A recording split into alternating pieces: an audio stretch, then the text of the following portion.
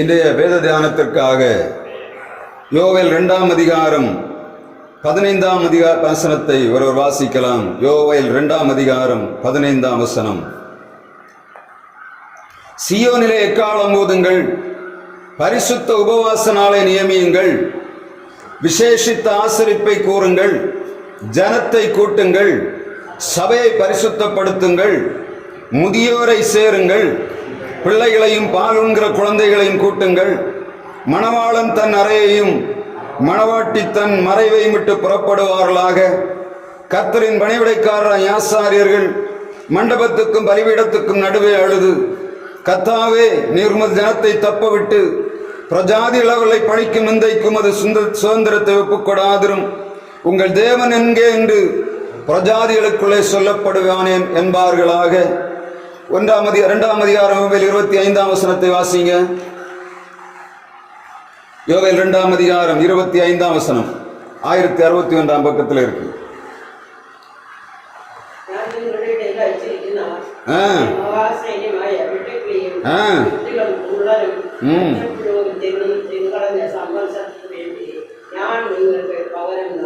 நான் உங்களிடத்தில் அனுப்பினேன் பெரிய சேனையாகிய வெட்டுக்கிளிகளும் பச்சை கிளிகளும் முசுக்கட்டை பூச்சிகளும் பச்சை புழுக்களும் பட்சித்த வருஷங்களின் விளைவை உங்களுக்கு திரும்ப அளிப்பேன். முதலாவது நாம் வாசித்த வசனம் என்ன? சீயோனிலே எக்காலம் ஓதுங்கள். ஏன்? ஆண்டவர் சொல்ற யோவேல் தீர்க்கதரிசியை கொண்டு இஸ்ரவேல் ஜனங்களுக்கு கொடுக்கக்கூடிய மிகப்பெரிய அழைப்பு, சீயோனிலே எக்காலம் ஊதுங்கள். இதே வார்த்தை யோவேல் 1ஆம் அதிகாரம் 14ஆம் வசனத்திலும் யோவேல் 2ஆம் அதிகாரம் 1ஆம் வசனத்திலும் சொல்லப்படுகிறது. யோவேல் 1ஆம் அதிகாரம் 14ஆம் வசனத்திலே பரிசுத்த உபவாச நாளை நியமியுங்கள். யோவேல் 2ஆம் அதிகாரம் 1ஆம் வசனத்திலும் அதே சொல்லப்படுகிறது, சீயோனில் எக்காலம் ஊதுங்கள். மூன்றாவதாக சீயோனில் எக்காலம் ஊதுங்கள் என்று யோவேல் 2ஆம் அதிகாரம் 15ஆம் வசனத்திலே சொல்லப்படுகிறது. யோவேல் 2ஆம் அதிகாரம் 25ஆம் வசனத்திலே சொல்லப்பட்ட வார்த்தை என்ன? வெட்டுக்கிளிகள். இவைகள் ஆண்டவர் அனுப்பின வாதைகள். இவைகளிலிருந்து ஜனங்கள் விடுதலையாக வேண்டும் என்று சொன்னார். எதை செய்யணும்? பரிசுத்த உபவாச நாளை நியமியுங்கள் என்று சொன்னார். நேற்றைக்கு இரவுல நான் ஒரு 12 மணிக்கு இருக்கும் படுத்தேன். படுத்து விட்டு 2-2:15 மணிக்கு இருக்கும் திரும்ப முடிப்பு வந்தது. இந்த நேரம் எப்படியெல்லாம் கண்ட நேரத்துக்கு வரேன்னா, நான் 4 மணிக்கு 3:40க்கு அலாரம் வைத்து 5 மணிக்கு லைவ்ல ப்ரோக்ராம் கொடுக்குறபடினாலே 3:45 மணிக்கு அலாரம் வைத்து 3:45 வச்சிருப்பேன். 4:20 4:40 எதையாவது ஒன்று விட்டேன்னா 4:40க்கு எழும்பிடும். 5 மணிக்கு கொடுக்கணும் செய்தி. ஏன்னா சரீர பலவீனம் உண்டு, என்ன எந்த நேரத்தில் என்ன நடக்கும்னு தெரியாது. ஆனால் நேற்றைக்கு படுத்தது அந்த 2 மணிக்கு முழிப்பு வந்தது. ஒரு பெரிய சொப்பனம், 4 கூட்டமான ஜனங்கள் துரத்தி கொண்டு இருக்கிறார். பயந்து போய் எழும்புறேன். ஏன்னா லைட் அணைச்சது இல்லை, எல்லாம் அங்கங்கே அப்படியே கிடக்கு. அப்படியே ஜெபம் பண்ணிட்டோம், அப்படியே தூங்கிட்டு அப்படியே படுத்தோம், அப்படியே தூங்கி இருக்கு. 2:15 மணிக்கு முழிப்பு வந்தது. அப்போ அந்த நேரங்களில் முழிப்பு வருதுன்னா ஆண்டவர்கள் செய்கிறார். நான் உடனே என்ன பண்ணுவோம்? எழும்பி ஜெபிப்பேன். ஜெபித்து விட்டு என்னன்னே தெரியல ஆண்டவரே என்று சொல்லி திரும்ப அப்படியே படுத்துருங்க. 4 மணி கிளம்பணும் தான் 4:40 வரை என்ன அடிச்சிருக்கு, அலாரம் அடிச்சு எழும்பல. என்னை செய்தி கொடுக்கல. காலையில் எழும்புறோன்னு போராட்டம். என்ன ஆண்டவரே, காலையில் 5 மணிக்கு யாரும் இருக்கிறாங்களே, ஒரு 10-50 பேர் எங்கேயாவது பார்ப்பாங்க. பார்க்கறாது லைவ்ல கொடுக்குறாங்களே, எங்கே எந்த நாடுகளில் பார்ப்பாங்க.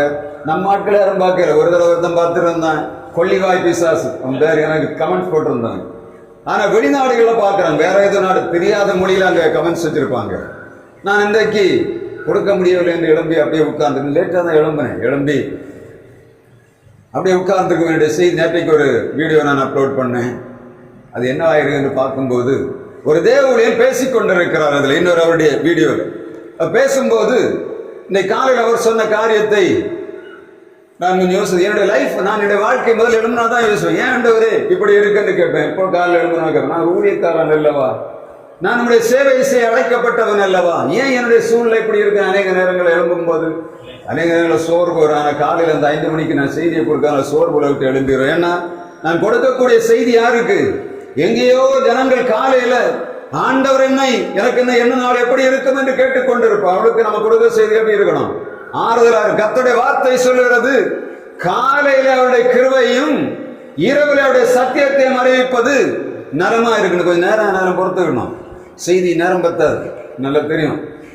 கொடுக்க வேண்டிய செய்தியை கண்டிப்பா கொடுக்கணும். அதனால கூடிய மட்டும் பாட்டுகள் பாடுறதில்லை, செய்திகளை கிரகித்து போனோம். வசனம் என்று சொல்லுவது எப்பொழுது ஆண்டவர் எப்படி கொடுக்கலாம் இந்த செய்தி எனக்கு கொடுக்கும் போது இப்படி கொடுக்கணுமா என்று சொல்லி எனக்கு தெரியாது. நீங்க அதை பாருங்க, கேட்கும் போது உங்களுக்கு புரியும். நான் எழும்பி அதை கேட்கும் போது அவர் சொல்லுகிறார், தானியேல் சிங்கக்குகைக்குள்ளே வைக்கப்பட்டான். அவன் போடப்படும் போது வசனம் சொல்லுகிறது, தானியேலுடைய அவன் பாதுகாக்கப்படும்படியாக சிங்கத்தின் வாய்களை தூதன் கட்டி போட்டார். அப்படிதானே? சிங்கத்தின் வாய்களை தூதன் கட்டி போட்டான். அவர் கேட்கிறாரு, சிங்கத்தின் வாயை கட்டின ஆண்டவர் ஏன் தானியேலை வெளியே எடுக்கவில்லை? நியாயமான கேள்விதானே. சிறைச்சாலைக்குள்ள வந்து சிங்கத்தின் வாயை கட்டி போட்ட ஆண்டவர் ஏன் தானியேலை வெளியே எடுத்து வைக்கவில்லை? வெளியே என்ன ஆகும்? ஆண்டவர் வரணும். ஆண்டவர் வரும்போதுதான், அவர் வந்து திறக்கும் போது எப்படி இருக்கும்? அதிசயம் நடக்கும். ஒருவேளை அவன் தேவதூதன் எடுத்து வெளியே கொண்டு விட்டுருந்தா ராஜா எப்படி திங்க் பண்ணுவான்? கொஞ்சம் யோசித்து பாருங்க. ராஜா என்ன செய்வான்? அவன் நேர்வழியாகவும் யோசிக்க முடியும், மறைமுகமாக யோசிக்க முடியும். எவனோ ஒருத்தவனை தூக்கி வெளியே விட்டுட்டான்னா தேசத்துல குழப்பம் உருவாரு. எங்கேயும் என்ன பண்ணுவான்? எல்லா இடத்திலும் தேடுவான், தானியேலை யாரா எடுத்து வெளியே விட்டது அப்படின்னு சொல்லி அந்த ஜனங்களுக்குள்ளே குழப்பத்தை உருவாக்கி ஆண்டவர் பார்த்தா, எந்த குழப்பம் ஒண்ண வேண்டாம், நீ உள்ள இரு, நான் சிங்கத்தை வாயை கட்ட வைக்கிறேன். இப்பொழுது நடந்தது என்ன? ஆண்டவர் வருகிறார். எப்பொழுது இவன் சொல்லுகிறான், நீ இடைவிடாமல் ஆராதிக்கிற உன் தேவன் உன்னை தப்புவிக்க வல்லவராக இருந்தாரா? இவனுக்கு ராத்திரி முழுசும் உறக்கையில். என்ன மாதிரி ராத்திரி முழுசும் உறக்கையில் எழுப்புறவனா என்ன ஜெபம் பண்ண தெரியுமா? ஆண்டவரே, எங்கள் தேசத்திலே காணப்படுகிற அக்கிரமங்களை நீர் பாரும். மற்ற ஊழியர்களை போல இல்லை, எனக்கு ஆண்டவர் தந்திருக்கிற தரிசனம். மற்றவங்க அண்ணன் நடக்கிற காரியத்தை பார்க்கறாங்க. நான் என்ன பண்றேன்? நான் இந்த தேசம் அழிந்து கிடக்கிற சூழ்நிலையை பார்க்கிறேன்.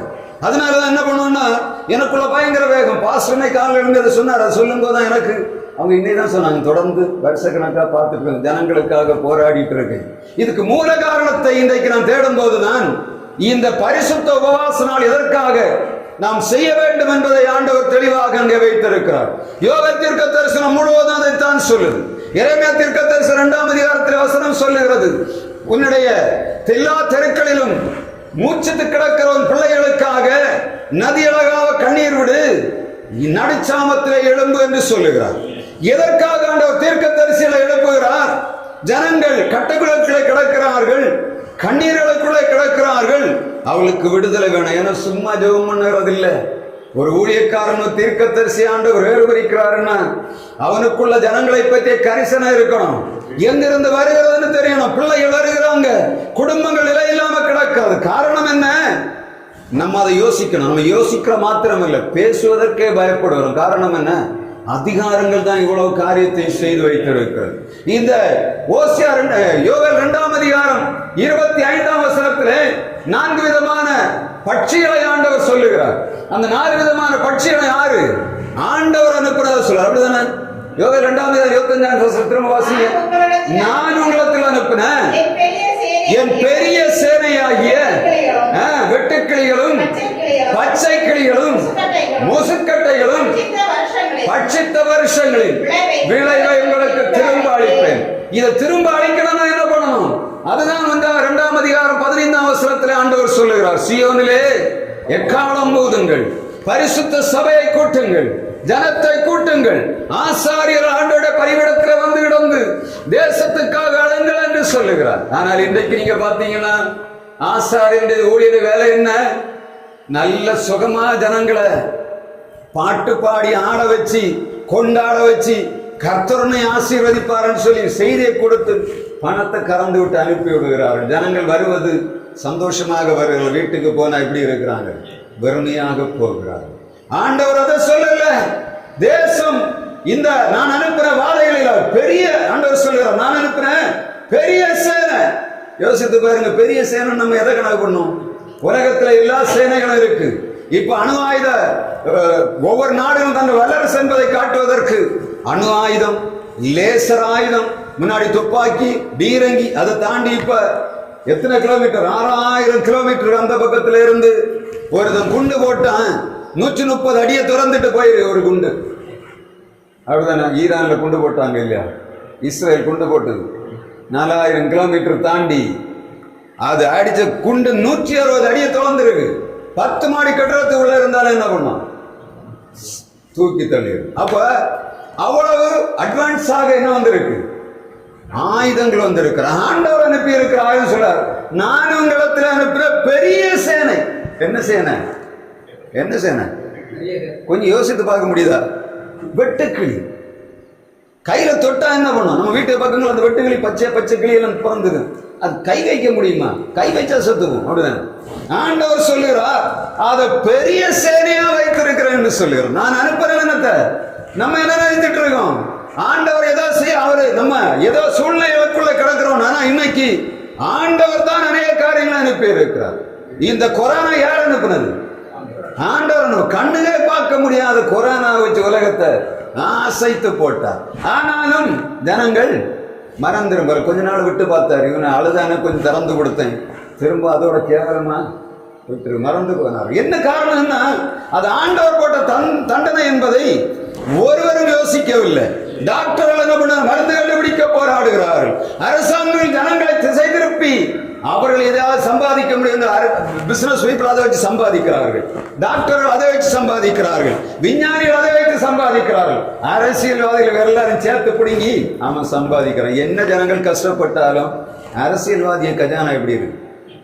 நிறை. அப்படிதானே? காரணம் என்ன? ஜனங்களை திசை திருப்புகிறார்கள். ஆண்டவர் சொல்லுகிறார், ஊழியக்காரரே, ஆசாரியரே, நீங்கள் பலிபீடத்திலே வந்து அழுது கொண்டு கிடவுங்கள் என்று சொல்லுகிறார். இங்க நான் இன்றைக்கு இந்த வசனத்துல 4 விதமான பூச்சிகளை ஆண்டவர் வைத்திருக்கிறேன். ஒரே ஒரு பூச்சி, அதை நான் உங்களுக்கு செய்தியாக கொடுத்து அனுப்பும்படியாக விரும்புகிறேன். முதலாவது சொல்லுகிறது, நான் உங்களுக்கு அனுப்புறேன் வெட்டுக்கிளிகள். வெட்டுக்கிளிகளாகிய பெரிய சேனைகள் பட்சித்து போட்டவைகளை நான் உங்களுக்கு திரும்ப தருவேன். அதை தரக்கூடிய ஆசீர்வாதம் என்ன என்பதையும் இப்ப அந்த வெட்டுக்கிளி என்ன செய்து கொண்டிருக்கிறது என்பதை நம்ம பார்க்கணும். வெட்டுக்கிளியில் 4 விதமான காரியங்கள் சொல்லப்படுகிறது. 4 விதமான வெட்டுக்கிளிகள் இருக்கு. அதுல என்னன்னா, முதலாவது ஒரு வெட்டுக்கிளி, அது கட்டிங் ஸ்வாம் என்று சொல்லப்படுகிறது. கட்டிங் கிராஸ்ஹோப்பர் அல்லது கட்டிங் ஸ்வாம், அது ஒரு காரியத்தை செய்யும். அப்புறமா ஸ்வாமிங் லோக்கஸ்ட் என்று சொல்லப்படுகிறது. அது வந்து திரளாய் பெருகும், உட்கார்ந்து அழகா சாப்பிட்டுட்டு போயிடும். இன்னொரு வெட்டுக்கிளி உண்டு, அது பார்த்தா நக்கி சாப்பிடும், வேற ஒன்றும் செய்யாது. அது நக்கிட்டு போச்சுன்னா என்ன ஆயிடும்? மொத்தத்தையும் காலி பண்ணிடும், விளைவை காலி பண்ணிடும். இன்னொரு வெட்டுக்கிளி இருக்கு, அது மூச்சை வச்சு ஒரு சுவாசம் விடும், சுவாசத்துல செடி கருகி போகும். நான் சின்ன வயசுல எங்களுக்கு வயல் உண்டு, வயல்ல இதை நான் கண்ணால பார்த்துருக்கேன். இந்த 4 விதமான வெட்டுக்கிளிகளையும் நான் பார்த்துருக்கேன். எப்படின்னா, அது சில நேரங்களில் பார்த்தீங்கன்னா சில செடிகள் நம்ம வெண்டை, இந்த கத்திரி இதெல்லாம் வரும்போது பார்த்தீங்கன்னா நல்ல சாயங்காலம் நல்லா இருக்கும், காலையில் பார்த்தா கொண்டே கிடக்கும், கீழே. புரியுதா? என்ன பண்ணோம்? வெட்டி தள்ளி இருக்கும். இது ஒரு விதமான வெட்டுக்கிளி. இரண்டாவதாக இன்னொரு வெட்டுக்கிளி உண்டு. அது வந்து நீங்க பார்த்தா தெரியும், எங்க நம்ம முருங்கையில பார்த்தீங்கன்னா தெரியும். முருங்கையில என்ன வரும்? மக்கெட்டி. என்ன பண்ணாது? ஒன்னாவா இருக்கும், மொத்தமா ஒரு பெருங்கூட்டம் இருக்கும். அங்க இருந்து என்ன பண்ணும்? அந்த தோலை இருக்கு, அந்த பட்டையில இருக்க அதை உரிந்து எடுக்கும். அது முடிச்ச ஊரை பார்த்தா என்ன பேரு? முருங்கை எப்படியே ஒன்னா இருக்கு. ஏன்னா அந்த பாலவா கொஞ்சம் குடிச்சு.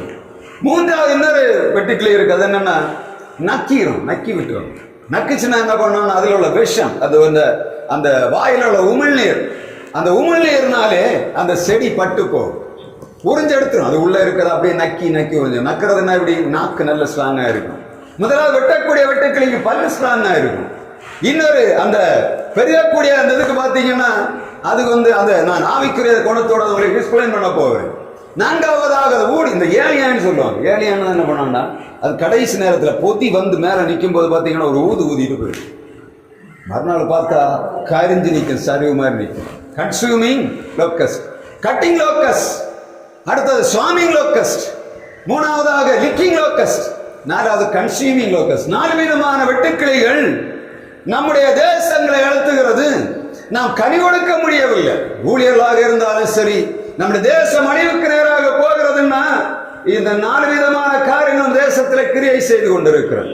தனி மனித வாழ்விலும், நம்முடைய சமுதாயங்களிலும், குடும்பங்களிலும், தேசங்களிலும் இந்த விதமான பிரச்சனைகள் இப்பொழுது கிரியை செய்து கொண்டிருக்கு. அது நம்ம கண்ணுக்கு தெரியணும். நல்ல ஊழியக்காரனுக்கு தான் அதை பார்க்க முடியும். ஏன்னா இதை பார்த்து கொண்டிருக்கிறோம். ஒரு பிரச்சனையை பார்க்கும்போது இது மூலம் எங்க இருக்குன்னு பார்க்கிறவன் தான் என்ன பண்ணுவான், அதை பற்றி கரிசனை உள்ளவனா இருக்கான். இல்லை என்ன பண்ணுவாங்க, இப்போ ஒன்றும் வேண்டாம், இப்போ நம்ம முனிசிபாலிட்டி இருக்கு, நம்ம ஜனங்கள் என்ன பண்ணுவாங்க, காலத்தை எல்லாத்தையும் கழுவி குறைக்க என்ன பண்ண ஓடையில் போடுவோம். ஓடையில் உள்ளது எங்கே போகும், நேரம் ஆற்றுக்கும். அதை சரி பண்ண வேண்டிய வேலையா இருக்குது. அதை என்ன பண்ணணும், அந்த முனிசிபாலிட்டியாரன் என்ன பண்ணணும், இதை சுத்தம் பண்றது இல்லை. சுத்தம் பண்றதுதான் என்ன வேலை, பார்த்து செய்யறது. அதை சுத்தம் பண்ணுவதற்கு முன்பாக இது வராம தடுக்கணும். அது யாருக்கு வேலை, முனிசிபாலிட்டிக்கு வேலை.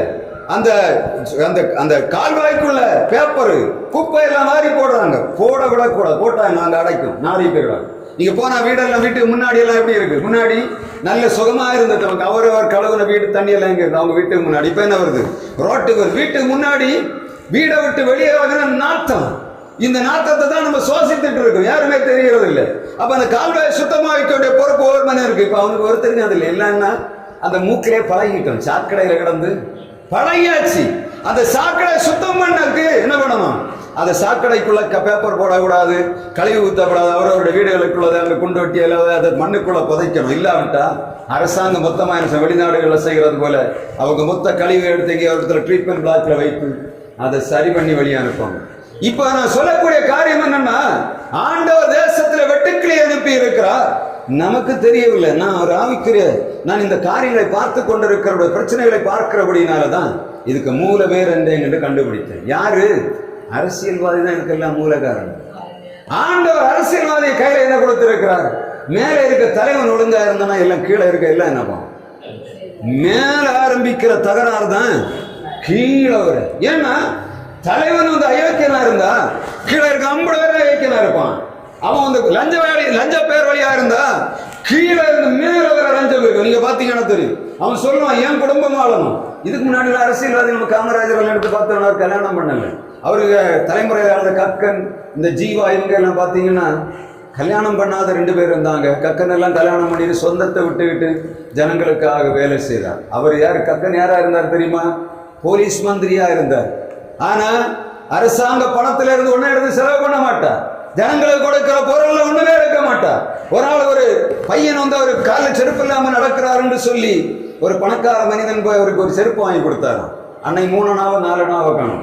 ஒரு வந்தவனை பார்த்தாராம், இவன் பணக்கார வீட்டு பையன், இவன் எனக்கு செருப்பு வாங்கி கொடு. நேரம் என்ன பண்ணான, செருப்பை எடுத்து கொண்டு போய் கடையில் வாங்கின கடையில் கொடுத்துட்டு அந்த காசை வாங்கி கொண்டு வீட்டில் கொண்டு கொடுத்தாரன். காரணம் என்ன, அவர் கேட்டார், வீட்டில் சொல்லிட்டு தானே, இல்லை நான் வீட்டில் சொல்லாம தான் அவங்களுக்கு வாங்கி கொடுப்பேன். அப்போ அவருக்கு எப்படிப்பட்ட நேர்மை உள்ள மனுஷன் பாருங்க. அவங்களுடைய காலங்கள் எல்லாம் கடந்து போனது. இன்றைக்கு எப்படி இருக்கு, மேலதி ஒரு மேல வரணும்னால என்ன பார்க்கணும், நடக்கணும், 10 லட்ச ரூபா கொண்டு வரணும். ஒரு அரசியல் நீ பார்க்கணும், மினிமம் 10 லட்ச ரூபா இல்லாமல் அதில் போக முடியும். அதே மாதிரி இப்போ தேர்தல் வரப்போகுது. தேர்தலுக்கு வந்து ஒரு சீட்டுக்கு 10 கோடி 15 கோடி அங்கே கட்டணும். எங்க கட்சி கட்டினா தான் சீட்டு உண்டு. அப்போ அந்த 10 கோடி கட்டணும். என்ன எப்படி எடுப்பான், 10 கோடி கட்டணும் இல்ல. நான் ஒரு எம்எல்ஏ ஆகணும்னா முதல்ல கட்சிக்கு 10 கோடி கட்டணும். அடுத்து நாங்க வேலை செய்யணும், அவனுக்கு பணம் கொடுக்கணும். அப்ப 20 கோடி ரூபாய் செலவு பண்ணணும். எங்க இருந்து எடுப்பது, எங்க எடுப்பது? நான் சமீபத்தில் ஒரு மினிஸ்டரா பார்க்க போயிருந்தேன், ஒரு 5-6 வருஷத்துக்கு முன்னாடி, இந்த எலெக்ஷனுக்கு முன்னாடி. நொந்து போய் உட்கார்ந்துருக்காரு. நான் போய் எனக்கு ஊழியத்துக்கு உதவி பண்ணணும் அப்படின்னா, தாப்பம் வந்து பாஸ்டரா இருந்தவர், இவர் மினிஸ்டரா இருக்கார். இப்போ இருக்கார். அவர் சொன்னதெல்லாம் பேரை சொல்லக்கூடாது, இவருக்கு இருந்தாலும் பேரை சொல்லக்கூடாது. அவரை போய் பார்க்கும்போது நொந்து போய் கிடக்கிற சொன்ன பாஸ்டர் ஒண்ணுமே இல்லை, என்ன பண்றதுன்னு தெரியும், யாருக்கும் உதவி பண்ண முடியாது. எலெக்ஷன் ஏறி மேலே போன பிறகு என்னை அவர் கதையெல்லாம் கேட்க ரொம்ப விசேஷமா இருக்கு. அவங்க சொல்றது என்னன்னா, நான் கட்சிக்கு பணம் கொடுக்கணும், ஜனங்களுக்கு பணம் கொடுக்கணும். கவுன்சிலராக இருந்தாலும் அவங்க பணம் கொடுக்காம என்ன பண்ண மாட்டான், அவன் வேலை செய்ய மாட்டான். கவுன்சிலர்கிட்ட வந்து பணத்தை கொடுப்பேன், லம்பா பணத்தை கொடுத்து சொல்லுவாங்க, எனக்கு இவ்வளவு ஓட்டு வரணும், இல்லைன்னா ஒன்ன விட மாட்டேன். எவ்வளவு நெருக்குதல் பாருங்க. காரணம் என்ன, மேல இருக்கிற திருடனுக்கு கீழே இருக்கிற திருடன் என்ன பண்ணணும், பணத்தை கொண்டு போய் கொடுக்கணும். அப்ப எப்படி உருவாக்குவான் அவன்? இங்க ஒண்ணும் பார்க்க மாட்டாங்க. நீங்க பாத்தீங்கன்னா தெரியும், வருஷத்துக்கு ஒரு ரோடு போடுவாங்க. நீங்க நம்ம மாத்தன ரோட பாத்தீங்கன்னா தெரியும், 6 மாசம் 7 மாசம் ஆகுது, எல்லாம் பேர்ந்து போச்சு. 2 வருஷமா அந்த ரோடு மோசமா நம்ம கண்ணால பாக்குறதுனால சொல்றோம். காரணம் என்ன, அந்த லாரி போகுது, கிட்டத்தட்ட ஒரு நாளைக்கு 2000 லாரி போகுது. என்ன லாரி, கனிம வளம். போலீஸ் ஸ்டேஷன் முன்னாடி தான் போகுது, போலீஸ் ஸ்டேஷன் முன்னாடி தான் போகுது. வழியில எல்லாம் தாண்டி தான் போகுது. ஆனா போலீஸ்காரன் பிடிக்க முடியாது. பிடிச்சா என்ன ஆகும்? மேல இருக்கிறோம் விடு. ஏன் கடத்துறவன் யாரு? அரசியல்வாதி கடத்துறான். ஆட்சியில் அதிகாரத்தில் அவன் கடத்தும் போது கீழே இருக்கிற மனுஷன் என்ன பண்ணுவான்? ஒண்ணுமே செய்ய முடியாது. அப்படிப்பட்ட சூழ்நிலைக்குள்ளே கிடக்கிறார்கள். இது என்னத்தை நம்ம தேசத்தை அழுத்தி கொண்டிருக்கிறது. இந்த 4 விதமான வெட்டுக்கிளிகள் என்று சொல்லுவது முதல் மூல காரணமே யாரு தெரியுமா? இந்த ஆட்சியில் இருக்கிற அதிகாரத்தில் இருக்கிற மனிதர்கள் தான் இருக்கு மூல காரணமே. நீங்க முதலாவது பாத்தீங்கன்னா கட்டிங் லோக்கஸ். கட்டிங் லோக்கஸ்னா என்னது? நல்லா வளர்ந்துட்டு இருக்கக்கூடிய செடியை அப்படியே கழுத்தை விட்டு சமீபத்தில் நீங்க பாத்தீங்கன்னா தெரியும். என்னத? ஒரு எஸ்ஐயை வெட்டி கொன்னாங்க. அப்படித்தானே?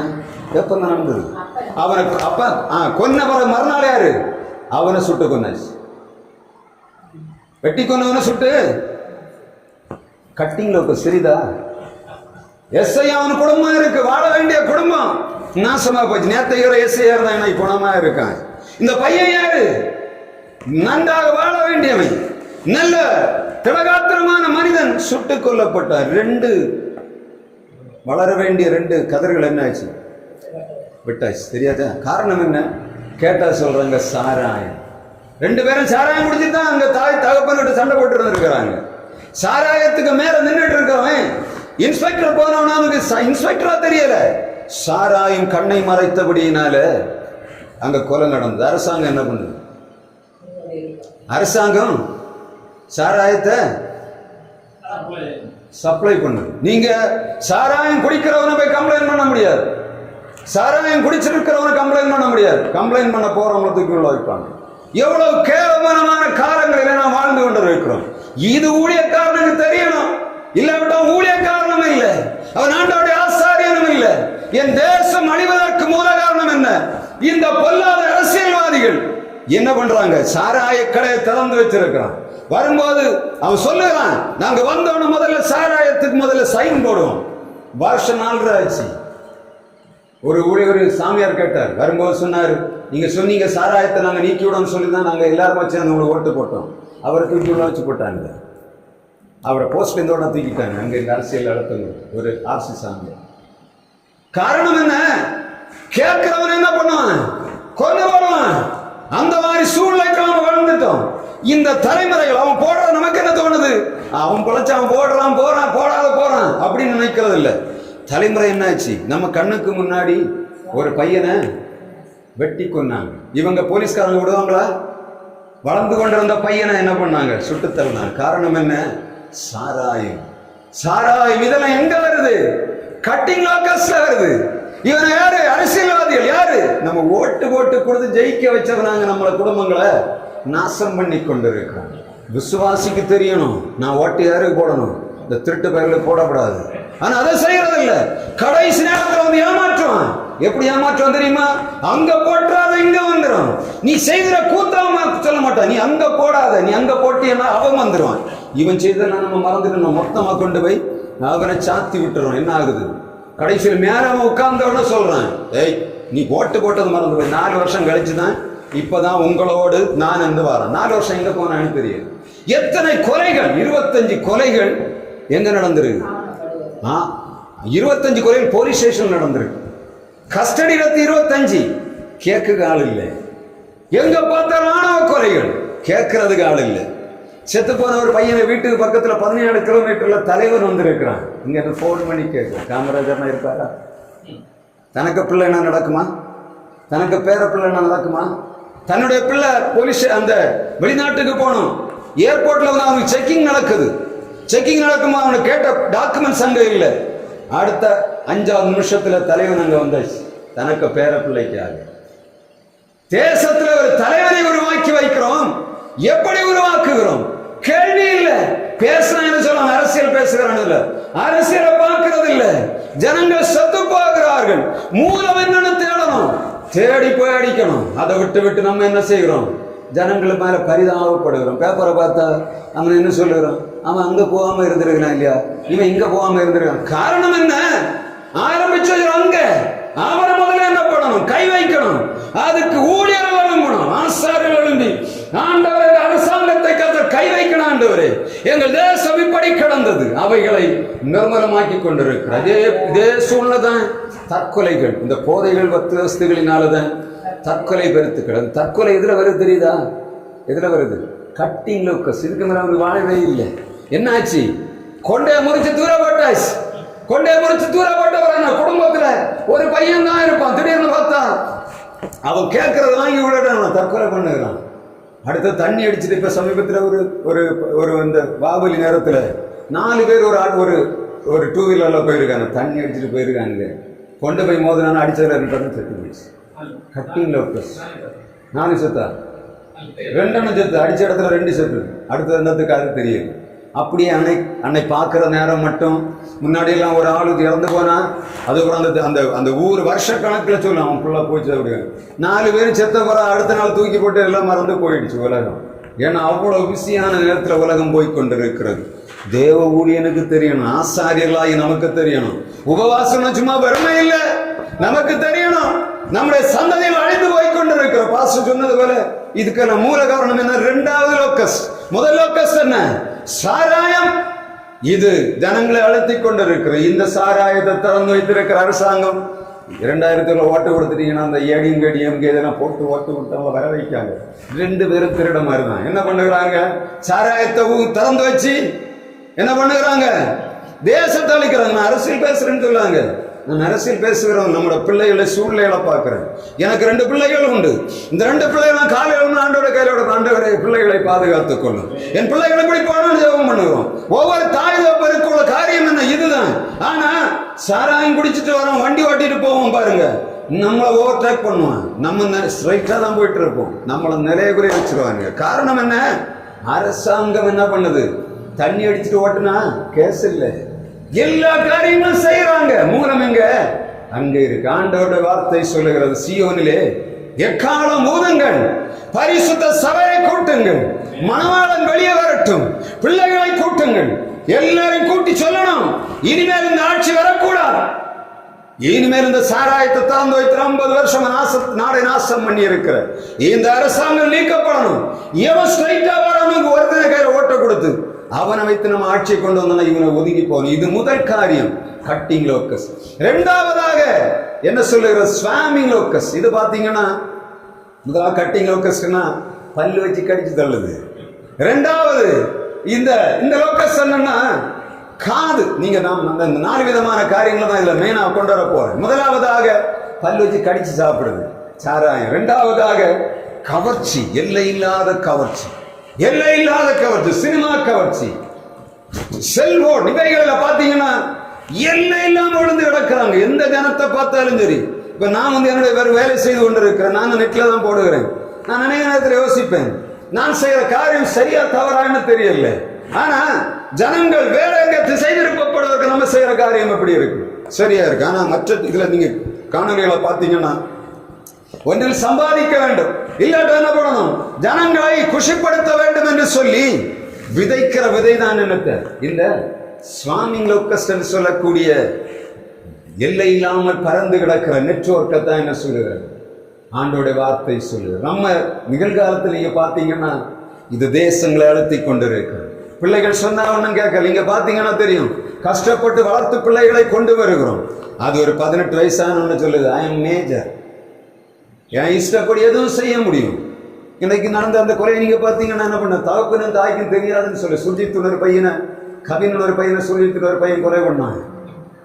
ஆணவ கொலை. நம்ம இதுல நேரடியா பார்த்து கொண்டு இருக்கிறோம். இன்றைக்கு அவனை காலையில கூட்டிட்டு போறவங்க அழுதுட்டு போறான். ஆனா நல்ல நல்ல அந்த இதெல்லாம் மாதிரி நல்ல கொளுத்த ட்ரெஸ்ஸோட தான் போறான். எனக்குள்ள ஒரு கேள்வி, எல்லாம் கண்ணுக்கு முன்னாடி தெரிஞ்சாச்சு, ஏன் அவனை சுட்டுத்தொல்லாம் வச்சிருக்கிறீங்க? இவனுக்கு நம்ம சாப்பாடை வச்சு போட்டு சாப்பாடை கொடுத்து கொண்டு இருக்கிறோம். பாவத்தை என்ன பண்ணுகிறோம்? இவன் கண்ணுக்கு முன்னாடி தெரிஞ்சாச்சு, இதுக்கு விசாரணையே கிடையாது. அவன் சுட்டு கொண்டு இருக்கிறான். அவன் வெட்டி கொண்டு அந்த இடத்துல என்ன பண்ணிருக்கணும்? போலீஸ்காரன் சுட்டு கொண்டு இருக்கணும். அதோட அந்த சாப்டர் முடிஞ்சிடும். ஒரு நம்ம சொல்லணும், சுட்டு கொள்வதற்கு அதிகாரம் உனக்கு யார் அதிகாரம் கொடுத்த இன்னொருக்கான கொலை பண்றது? இப்ப ஒளிச்சிருந்து கொண்டு இருந்தா பரவாயில்ல, பப்ளிக்ல போட்டு கொண்டு இருக்கிறான். அவன் தான் கொன்னான்னு எல்லாம் தெரிஞ்சாச்சு. இதுக்கு மேல என்ன விசாரணை? எதுக்காக விசாரணை பண்றாங்க தெரியுமா? விசாரணை என்ற பெயரில் அவனை பாதுகாக்கக்கூடிய எல்லா முயற்சிகளும் இருக்கிறாங்க. இந்த சிசிடிவி அந்த ஃபுட்டேஜ் என்ன பண்றாங்க, முதல்ல 15 நிமிஷத்துக்குள்ளார அந்த வெட்டி கொண்டாங்க அந்த சிசிடிவியை போலீஸ்காரங்க தூக்கிட்டாங்க. ஏன்னா ஆதாரத்தை மறைக்க ஆரம்பித்தாங்க.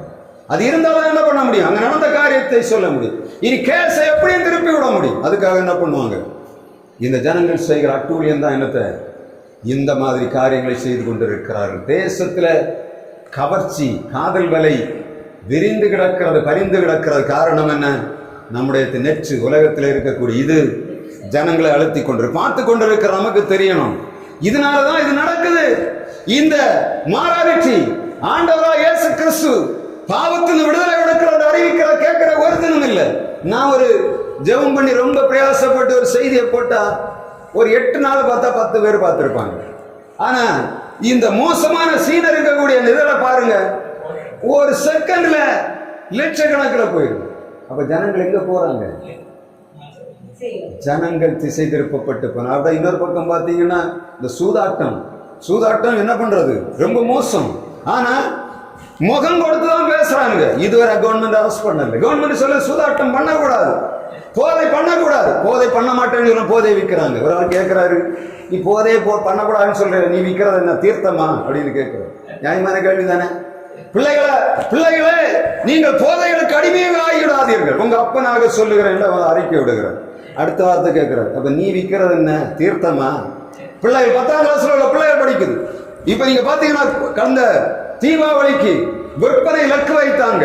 அந்த ஒரு நாள் லீவு 39 அந்த சொல்றாங்க, இவ்வளவு குறைஞ்சு போச்சு, நம்ம இன்னும் அதிகமாக விற்கணும். அரசாங்க அதிகாரிகளை கூட்டு என்ன சொல்லுது, விற்கக்கூடிய என்னென்ன டாக்டிக்ஸ் எல்லாத்தையும் பண்ணுங்க. இனி போலீஸ் ஸ்டேஷன் வந்துங்க, கல்யாண மண்டபங்களை கொண்டு வைங்க, அங்க வைங்க, இங்க வைங்க, எப்படியாவது வித்து ஜனங்களை நாசம் பண்ணுங்க. என்ன நடக்குது, ஜனங்கள் குடிக்கிறாங்க. காலையில் நமக்கு தெரிஞ்ச ஒரு ஆளை வச்சிருக்கிறார். காலையில் குளிக்க வருவார், முதல்ல தண்ணி அடிச்சது நாக்கு, அப்படியே அவர் நாக்கை பார்த்தா தெரியும், அப்படியே உறுத்திட்டு இருக்கும். அவருக்கு தண்ணி அடிக்காம வேலைக்கு போக முடியாது. கரெக்டாக காலையில் எங்க இருந்தா கஷ்டப்பட்டு 100 ரூபா சம்பாதிச்சு எங்கே இருந்தால் பிளாக்ல அடிச்சுட்டு வந்து 10-11 மணிக்கு 1 மணி நேரம் தான் வேலை செய்வார். அடுத்து நாக்கு அவர் வரலாறு போவார், நல்ல தண்ணி ஏற்றிட்டு 12 மணிக்கு அங்கே வந்த பேச்சொன்னு அவருக்கு. அவரை நம்பி எப்படி வேலை கொடுப்பாங்க? காலம் என்ன பண்ணுது, இந்த சாராயத்துக்குள்ளும் கவர்ச்சிகளுக்குள்ளும் போய் கிடக்கிறது. யாரு, நான் ஒரு பக்கம் யோசித்து பார்த்தேன், இதில் யாரு ஆண்டவர் அனுப்புறது? நாம ஆண்டவர் அனுமதிக்காம இதில் நடக்குமா? ஏன் ஆண்டவர் அதை செய்திருக்கிறார்? நம்முடைய ஜனங்கள் ஆண்டவரை தேட வேண்டிய முறைப்படி தேடவில்லை, அவரிடத்துல போய் கிடக்கவில்லை. உபவாசம் என்று சொல்லக்கூடிய பேர்ல கூத்து நடந்து கொண்டிருக்கிறார். உபவாச ஜெபம்னா என்னத்தை, ஆண்டவருடைய சமூகத்திலே போய் பலிபீடத்திலே விழுந்து கிடந்து அழ வேண்டிய ஜனங்கள் என்ன பண்ணுகிறார், வருகிறார்கள். எல்லாம் நல்ல டங்கு பங்குன்னு ஆட்டம் ஆடி ஆண்டவர் உபவாசத்துக்கு வைத்திருந்த எல்லா வரைமுறைகளையும் மாற்றி போட்டாங்க. இப்போ உபவாசம் என்ன சொல்றாங்க, உபவாசம் முன்னாடி எப்படி காலையில சாப்பிடாம போகணும், மத்தியானம் சாப்பாடு கிடைக்குமா கிடைக்காது, சில வேளை அப்புறம் கொஞ்ச நாள் கழிவு கஞ்சி கொடுத்தாங்க. இப்போ உபவாச ஜபம் கூடுகைக்கு நம்ம சர்ச்சில் நீங்கள் உபவாச கூட வச்சா முடிச்ச உடனே நல்ல பிரியாணி கொடுக்கணும், சாப்பாடு கொடுத்தா தான் உபவாசத்துக்கு வரும். வேற என்ன உபவாசம் என்ன பண்ணணும், முடிச்ச பிறகு சாப்பாடு கொடுக்கணும். என்ன கறி வச்சு சாப்பாடு கொடுத்தா தான் வருவாங்க. அப்போ பார்ப்பாங்க, இன்னைக்கு இந்த சர்ச்சில் 2வது வாரம் என்ன பண்றது ஃபாஸ்டிங் பிரேயர், அந்த சர்ச்சில் இந்த வாரம். அப்போ பார்ப்பாங்க, அந்த சர்ச்சில் போனா என்ன பண்ணலாம், முடிச்ச வாரம் நல்ல கறி வச்சு சாப்பாடு, இங்க போனா கஞ்சி கிடைக்கும். எங்க போனோம், காலையில செலக்ட் பண்ணுவாங்க, வீட்டில் கேட்பான் எங்க போவோம், அங்க போனா பிரியாணி, அங்க போவோம். உபவாச ஜபங்கள் அப்படி ஆயிடுச்சு. நோக்கம் என்ன, ஆண்டோட நோக்கம் என்ன, நான் நாட்டை அடிச்சு போட்டிருக்காப்பா, நீங்க என்ன பண்ணணும், வந்து விழுந்து கிடந்து என்னிட கேட்கணும், அதுக்காகத்தான் இதை கொடுக்கறேன்னு சொல்றாரு. ஆனா என்ன பண்ணிட்டு இருக்கோம், விளையாட ஆரம்பித்து ஆண்டவர் பார்க்கிறார், சொல்லுகிறார், சியோனிலே எக்காலம் ஓதுங்கள், பரிசுத்த சபையை கூட்டுங்கள், என்ற ஜனங்கள் பலிபீடத்தில் அழ வேண்டும். அழுகிறவனுக்கு தான் என்ன பண்ணுவார் ஆண்டவர் ஆசிரியர். நாங்கள் வரும்போது நீங்க வருவேன்னு நினைக்கிறேன், காலையில் எழும்பணும்னு இங்கே வரணும்னு நினைக்கிறேன். திடீர்னு எழும்பி அது ஜெபம் பண்ணிட்டு இருக்கும்போது, சரி இன்னைக்கு வெள்ளிக்கிழமை, ஏன்னா ஞாயிற்றுக்கிழமை அங்கே வர முடியாது, எங்களுக்கு சர்ச்சில் ஒரு சர்ச்சு இது இருக்கு, நம்ம சபை நாள் விழா, அதனால் அங்கே போக முடியாது, இந்த நேரம் வச்ச முடியாது. சரி காலையில் என்னன்னா அது போக முடியாது, எங்களுக்கு வந்து 8 சபையில் ஒரு சோனில் உண்டு. அதில் நம்ம அங்கே போய் நான் திருவிருந்த ஆராதனைகள் இருப்பாங்க, கண்டிப்பாக உதவி ஆள்றேன், இல்லாட்டா குழப்பம் பண்ணிடுவாங்க. அதனால சரி இந்த வாரம் போக முடியாது, அப்ப காலையில் யோசிச்சு சரி இன்னைக்கு இங்க போனவங்க செய்து தரணும் ஆண்டவரே. காலையில் பார்த்தா பரிசுத்த உபவாசபை, பரிசுத்த சபையை கூட்டுங்கள், வசனம் வந்துச்சு, என்ன கொடுக்கணும்னு தெரியாது. அப்புறமா தான் தேடுறோம் ஆண்டவரே என்ன வந்தா எப்படி இருக்கு. ஏற்கனவே இந்த உலகத்தை நம்ம பார்த்துட்டு இருக்கோம், சூழ்நிலைகளை பார்க்கிறோம். ஒரு நேரம் எனக்கு வேதனை குறைய இல்லை, மற்றவங்களை போல இல்லை. நான் பார்க்கும் போதெல்லாம் சொல்றேன், அந்த பயிர்களை பார்த்தா என் பிள்ளைகள் எல்லாம் கெட்டு போகுதாண்டவரே, எனக்கு நாடு அடிமையாக போகுது, நான் புலம்பிட்டு கிடக்கிறேன். ஒரு பக்கம் கனிமலத்தை அடிச்சுட்டு போறாங்க, இன்னொரு பக்கம் சாராயம், இன்னொரு பக்கம் என்னத்த இருக்கு, எல்லை இல்லாத என்னத்த இந்த கவர்ச்சி உலகத்தை நாசம் பண்ணி போட்டேன். இது மூணாவது. நீங்க பாத்தீங்கன்னா இன்னொரு இது இருக்கு, இது ரெண்டாம் ஆயிடுச்சு. மூணாவது ஆண்டவர் சொல்லுகிறார், நான் அனுப்பின வெட்டுக்கிளிகளான வெட்டுக்கிளிகள் பட்சித்து போட்டதை உனக்கு தரும். மூணாவது இந்த லோக்கஸ் என்ன செய்வது, லிக்கிங், அது நக்கி குடிக்கும். நக்கி குடிக்கிற அந்த நக்கும் போது என்னன்னா நீங்க பாத்தீங்கன்னா எதுலாம் நக்கும். முதல்ல நம்ம என்ன ஒரு எந்த உணவை நக்கி சாப்பிடுவோம் பார்த்துருக்கா? எதை நக்கும்? எதை நக்கும்? ஐஸ்கிரீம் இருந்தா என்ன பண்ணும், கடிச்சா சாப்பிடும், நக்கி சாப்பிடும். தேனை என்ன பண்ணும், நக்கி சாப்பிடும். அப்போ ஒரு வெட்டுக்கிளி நக்குதுன்னா என்ன அர்த்தம், அந்த இலையில என்ன இருக்கும், நல்ல மதுரம் இருக்கும், சுவை இருக்கும். அப்படின்னா தான் என்ன பண்ணும், அந்த எந்த பூச்சியா இருந்தாலும் சரி, ஒரு செடியில போய் அந்த ஒரு பூச்சி நக்குதுன்னா அதை நீங்க எடுத்து பார்த்தது ஒண்ணுல அதுல இந்த தேனுடைய சுவை இருக்கும். அதே மாதிரி நீங்க கரும்புல நீங்க வரக்கூடியதை பார்த்தா அதோட கடிச்சு சாப்பிடாது, ஒன்னில் உறிஞ்சி சாப்பிடாது இருக்கும். மேக்சிமம் நீங்க பார்த்தீங்கன்னா அதெல்லாம் என்ன பண்ணும், நக்கதான் செய்யும், நக்கி தான் சாப்பிடும். அதுக்கு அந்த டேஸ்ட்டை பார்க்கறதுக்காக ஆண்டவரோட வார்த்தை என்ன சொல்லுகிறது, நான் இடத்துல அனுப்புறேன், இந்த நக்கி சாப்பிடுகிற வெட்டுக்கிளிகள் பட்சித்து போட்டதை உனக்கு தருவேன். நக்கி சாப்பிடணும் எப்படி, ஆண்டவர் நமக்கு தந்திருக்கிற பலனை நக்கி எடுத்துட்டு போயிடும் பிசாசன். என்ன பண்ணும், நம்ம சொல்லலாம், சில இடத்த பார்த்தாச்சுன்னா நல்லா இருந்தாங்க, எல்லாம் நக்கி தொடச்சிட்டாங்க அப்படின்னா, எல்லாத்தையும் சொத்து கொடுத்தாங்க, சொத்தை நம்மளை வித்து நக்கி தொடச்சானுங்க. அப்ப என்ன அர்த்தம், எல்லாத்தையும் நக்கி தொடச்சிருவோம். எல்லாத்தையும் வித்துக்கிட்டு வறுமையாய் கிடக்கிற ஜனங்களை பார்த்து ஆண்டவர் சொல்லுகிறார், இவர்களுக்காக நம்ம என்ன பண்ணணும், ஜெபம் பண்ணணும். இதுதான் உபவாச ஜெபத்தில் உள்ள கூடுக. நீங்க எங்க போனாலும் சரி, நீங்க உங்களுக்குள்ள ஒரு எண்ணம் வேணும், நான் உபவாச கூடுகை போறேன். அப்போ ஒரு பிரச்சனை கண்ணுக்கு வரணும். ஆண்டவருடைய வார்த்தை சொல்ல உபவாசம் என்னத்த, தேசம் அழியும் போது எஸ்தர் உபவாசம் இருந்தா, இந்த நினிவே ஜனங்கள் அழியும் போது அந்த நினிவே ராஜா முதல் எல்லாரும் என்ன பண்ணாங்க, உபவாசம் இருந்தா. எல்லாருமே அப்படிதான், பிரச்சனை வரும்போது என்ன பண்ணாங்க, உபவாசத்துக்கு போனாங்க. நான் எனக்கு சூழ்நிலை நான் நினைக்கும் போது இன்னைக்கு நான் அங்க வந்தா என்ன, எனக்கும் இந்த தேவை இருக்கு, அதனால தான் என்ன பண்ணேன், நான் உபவாசம். நான் இன்னைக்கு பிரசங்கம் பண்ணணும்னு நினைக்கல, பாஸ்ட் வந்ததுனால அவர்கிட்ட கூட நான் நினைச்சேன். ஆனால் தேவ சித்தாந்தம் என்ன செய்யணும், மாற்ற முடியாது. நமக்கு ஒரு எண்ணம் வேணும், நமக்கு உபவாச கூடுகைன்னா என்ன, அந்த உணர்வு வேணும். வரும் நாட்களை நம்ம ஜெயிக்கணும். அதுக்காகத்தான் இன்னைக்கு இந்த செய்தியை கொடுக்கிறார். உபவாசம் விட்டுவிடக்கூடாது. என்ன பிரச்சனை இருந்தாலும் ஆண்டவருடைய சமூகத்தில் கொண்டு வரணும். கொண்டு வந்து ஆண்டவரே இன்னைக்கு நீ எனக்கு விடுதலை தரணும் என்று கேட்கணும். அப்ப என்னன்னா, இந்த நக்கக்கூடிய நீங்க பாத்தீங்கன்னா நம்முடைய எல்லா வருமானங்களையும் நக்கி தொடச்சிட்டு இருக்காங்க. யாரு?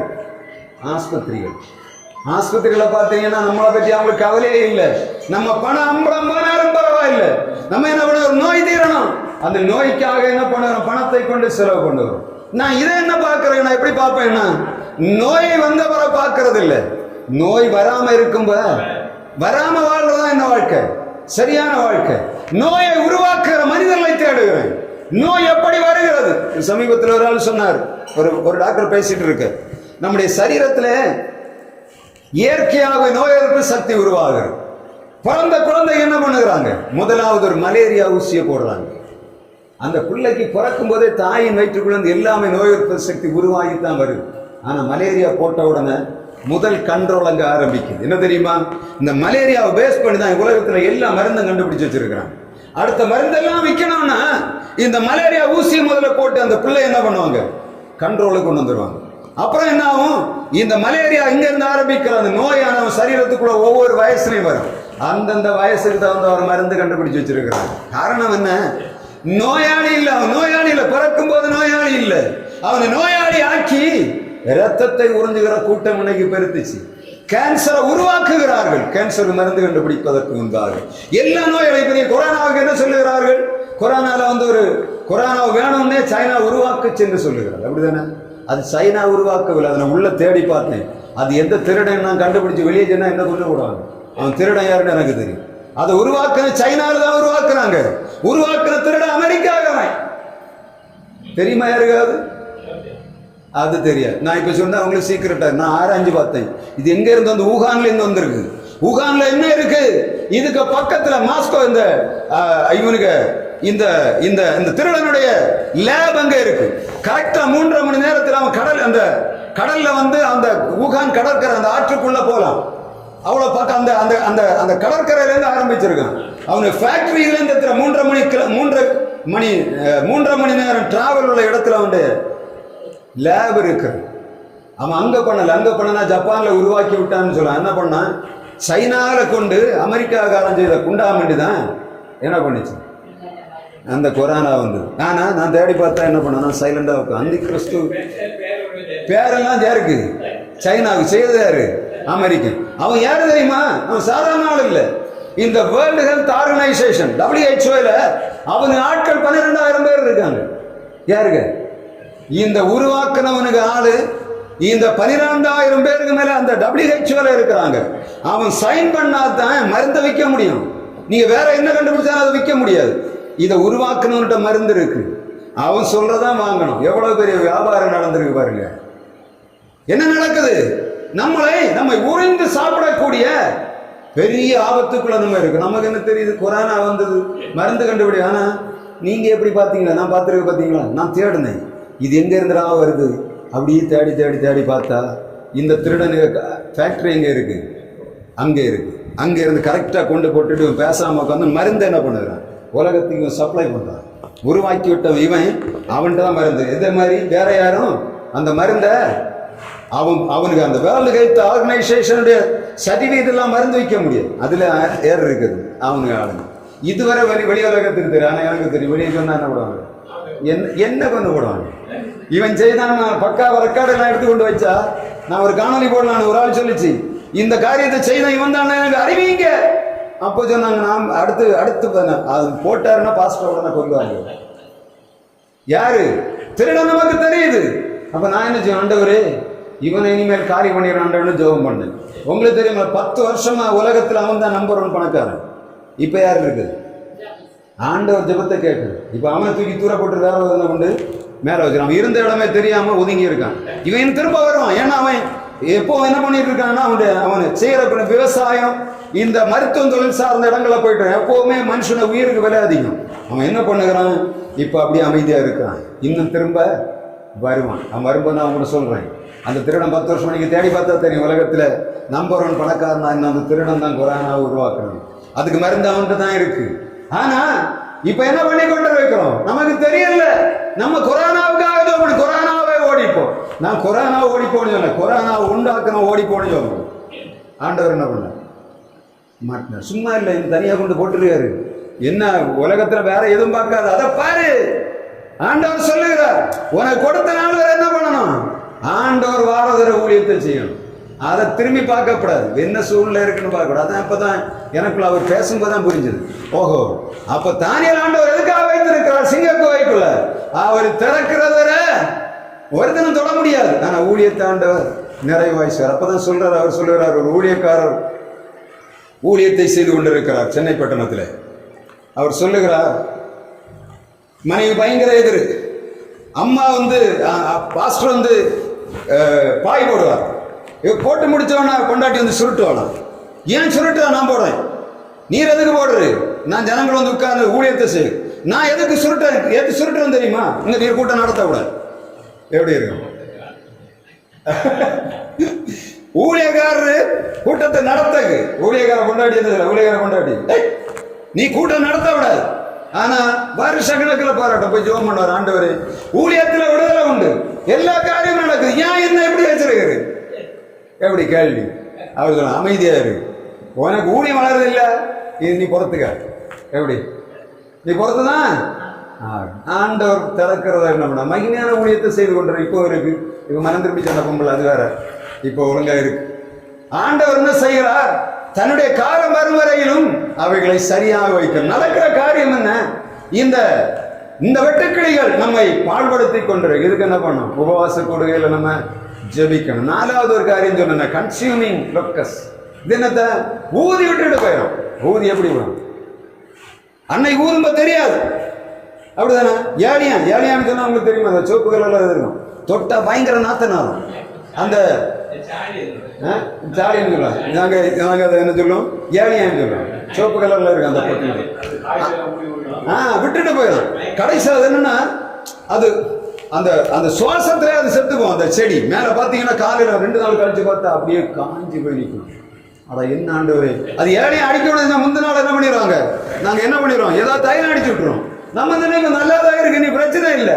ஒரே நாள் ராத்திரி என்ன ஊதி தள்ளிட்டு போயிடும். மறுநாள் பேர் பார்த்து கருத்தி போய் நிற்கணும். ஐயோ சங்கடமா. இது என்னது?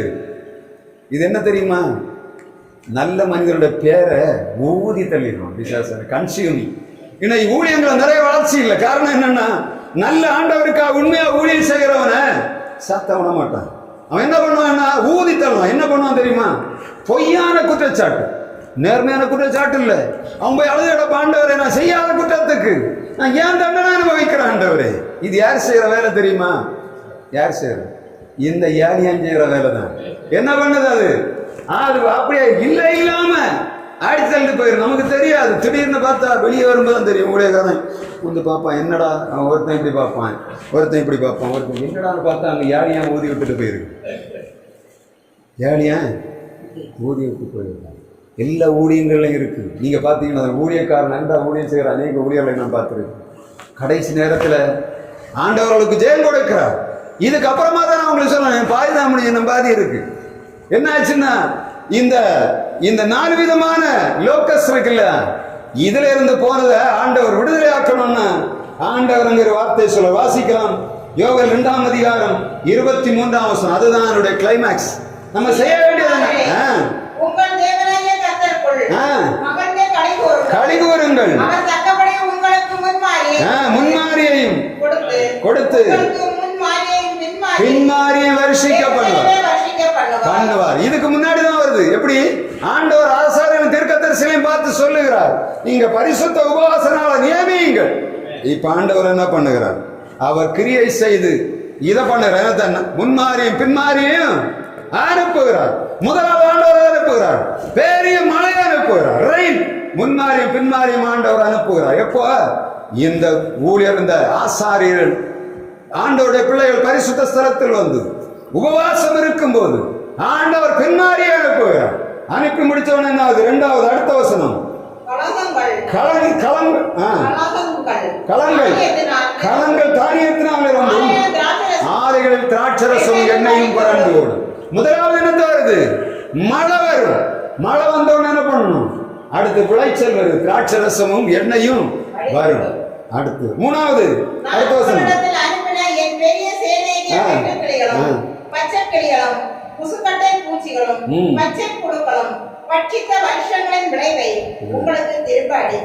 முதலாவது ஆண்டவர் மழையை அனுப்புகிறார்.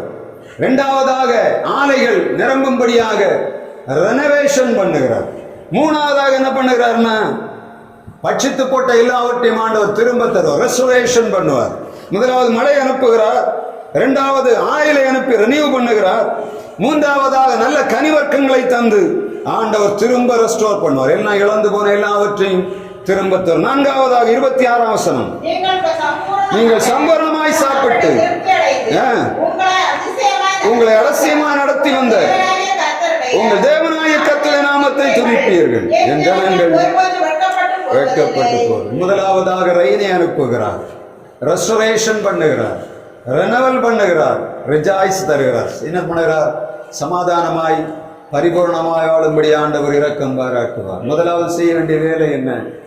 ஆண்டோடைய வார்த்தையை தான் சொல்லுகிறது. ஆசாரியர்களும் அவருடைய பிள்ளைகள் பரிசுத்த ஸ்தலத்திலே வந்து தங்களை தாழ்த்தி ஜெபம் பண்ணணும், கூக்குரலிடணும். அப்பொழுது ஆண்டவர் மழையை அனுப்புவார். நம்முடைய குடும்பங்களிலே ஆண்டவர் திராட்சரசத்தை எண்ணெயும் தந்து திருப்தியாக்குவார். இழந்து போன எல்லாவற்றையும் திரும்ப தருவார். குடும்பத்திலே சமாதானத்தை தருவார். பிள்ளைகளுடைய வாழ்விலே நன்மையானவைகளை தருவார். அதுதான் நம்ம தேசத்திலே காணப்படுகிற எல்லா காரியத்துக்கும் ஒரு விடுதலை வேணும்னா நம்ம என்ன பண்ணணும்? உபவாசத்துல சரியா இருக்கணும். அநேக நேரங்களில் உபவாசம் என்பதை மறந்து போவோம். உபவாசம்னா என்ன என்பதை நினைவு கூறும்படியாய்த்தான் ஆண்டவர் இன்றைக்கு என்னை கொண்டு வந்தார். உங்களுக்கு மாத்திரம் இல்லை, நான் அடிக்கடி என்னுடைய உபவாச கூடையெல்லாம் அப்படிதான் இருக்கு. நான் போகும்போது ஜனங்களுக்காக விடுதலைக்காக ஜெபிப்பேன். எல்லா செய்திகளுமே தேசத்துக்காகத்தான் இருக்கும். இந்த நாளிலும் நம்முடைய ஆண்டவர் நம்மை மேன்மைப்படுத்துவார். உபவாசத்தை சரியாக செய்யணும். உபவாசம் சொல்ல விளையாட்டா செய்வதில்லை. தேவனுடைய பிள்ளைகளாகிய ஆசாரியர்கள், அவருடைய பிள்ளைகள் அவருடைய சமூகத்திலே வந்து முழங்காப்படிட்டு கண்ணீர் விட்டு அழுது தேசத்துக்காக குடும்பத்துக்காக ஜபிக்கும் போது ஆண்டவர் பின்மாறிய மழையை தருகிறார். நமக்கு பரிசுத்த ஆவியின் அளவில்லாத ஆசீர்வாதத்தை ஊற்றுகிறார். அதன் மூலமாய் நம்முடைய திராட்சரசம் நம்முடைய ஆலைகளிலே ஆண்டவர் பரிபூர்ணமாக தருகிறார். இழந்து போன எல்லாவற்றையும் தருவார். குடும்பங்கள் சமாதானமாய் சந்தோஷமாய் வாழும்படி இரக்கம் பாராட்டுவார். தொடர்ந்து ஆண்டவர் உங்களோடு இடைவிடுவாராக. ஆமென்.